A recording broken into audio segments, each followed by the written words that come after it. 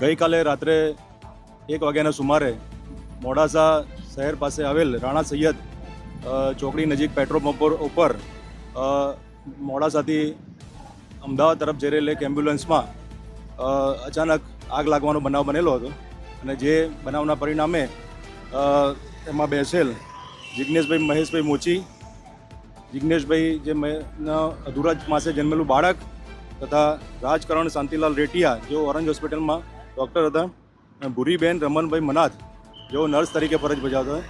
એ ચારેય જણા પાછળ આગ લાગતા આગમાં સળગી ગયેલા એમનું સ્થળ ઉપર જ મરણ થયેલું અને આગળની સાઈડમાં બેઠેલ ડ્રાઈવર તેમજ જિજ્ઞેશભાઈના માતાશ્રી ગીતાબેન તથા જિજ્ઞેશભાઈના ભાઈ એ ત્રણેય જણા આગ લાગતા આગળથી ઉતરી ગયેલા હતા અને તેઓને વધતા ઓછા અંશે તેઓ દાઝી ગયેલ છે.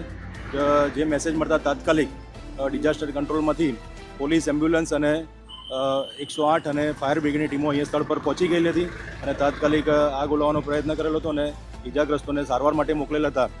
અને આમાં કમનસીબ ઘટનામાં મરણ જનાર નાઓનું સ્થળ ઉપર જ ડૉક્ટરશ્રીને બોલાવી અને પીએમ કરવાની તજવીજ ચાલુમાં છે અને પંચનામું સ્થળ ઉપર કરવામાં આવેલું છે. કયા કારણ પર આગ લાગી છે? ફોરેન્સિક FSL ને બધું બોલાવેલું છે કે આયા પછી મોતનું આગનું ચોક્કસ કારણ જાણવા મળશે.